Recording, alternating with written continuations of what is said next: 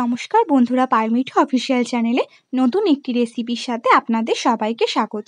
আমরা তো প্রায় সবাই কম বেশি কলমি শাক ভাজা করতে পারি, কিন্তু আজকে আমি আপনাদের সাথে শেয়ার করব একটু অন্যরকমভাবে। চলুন তাহলে দেখে নিই আমি কিভাবে করি।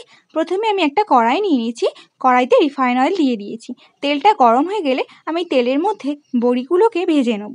বড়িগুলো ভাজা হয়ে গেলে একটা জায়গায় তুলে রাখবো। তারপর আমি কড়াইতে আবারও রিফাইন অয়েল দিয়ে দিয়েছি।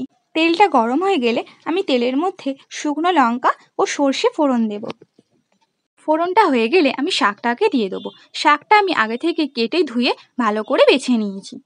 তারপর আমি শাকের মধ্যে নুন দিয়ে দেবো, দিয়ে একটু নাড়াচাড়া করে নিয়ে যখন ভাজা ভাজা হয়ে আসবে তখন আমি স্বাদ মতো চিনি দিয়ে দেবো। চিনির পরিমাণটা কিন্তু খুব বেশি দেবে না, একদম সামান্য দেবেন। তারপর আবারও হালকা নেড়ে নিয়ে আমি এবার পোস্ত দিয়ে দেবো। পোস্ত দিয়ে যখন একটু ভাজা ভাজা হয়ে আসবে আমি এবার আগে থেকে যে বড়িগুলো ভেজে রেখেছিলাম ওগুলোকে গুঁড়িয়ে নিয়েছি, ওইগুলো আমি এবার শাকের মধ্যে দিয়ে দেবো। তারপর আবারও হালকা নাড়াচাড়া করে নিয়ে নামিয়ে নিলেই তৈরি হয়ে যাবে আমাদের পোস্ত ও বড়ি দিয়ে কলমি শাক ভাজা। রেসিপিটি কেমন লাগলো কমেন্ট করে জানাবেন, আর ভালো লাগলে লাইক শেয়ার সাবস্ক্রাইব করে পাশে থাকবেন।